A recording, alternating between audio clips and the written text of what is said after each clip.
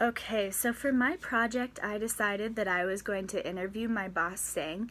Sang works at the Thai Village, and he's been working there for about 15 years. And just recently, he got his citizenship records. So I interviewed him just because I was curious about the process that he went through and the difficulties that he experienced in that process. So while I was talking to Sang, we discussed a little bit the paperwork that had to be filled out for citizenship records. For the past year and a half, I've been helping Sang with his paperwork, and it's been interesting to see because even as a native English speaker, there are some difficulties in trying to fill out that paperwork, and it was actually very confusing even for me sometimes to know the next step in the process. And that was really eye-opening because if it was difficult for me as a citizen of the United States and an English speaker, I can't even imagine how hard it would be for Sang to be trying to fill out this paperwork with English as his second language. There was also a lot of interesting problems with the paperwork because Sang was supposed to be paying child support, and they'd been sending him these letters in English, but Sang hadn't understood where they were coming from or what they were, so he'd been throwing them out. And this made it really difficult for him to get his citizenship because we had to go back and figure out how much money he owed, and we had to go through the whole process of doing these legal things that were difficult for even me. A lot of the times I had to go and call my parents and see what to do about different situations.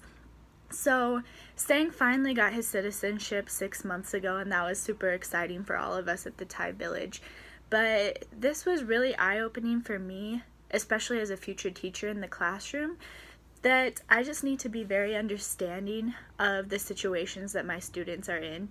Also, I think we're in unique opportunities in unique situations as teachers that we can help students who are struggling.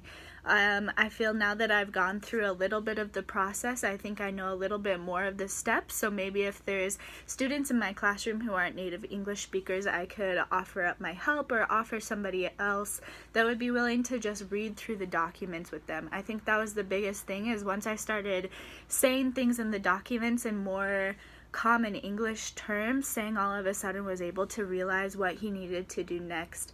I think immigration can be very difficult for people. Sang talked about how difficult it was for him to find jobs when he first came into the United States, how essential it was for him to start learning English. I'm also going to be an English teacher, and I think that this was very applicable to that, just helping my students learn why English can be so important and essential in their lives, how English can help them and their families, but they can also be instruments to help others once they start learning English.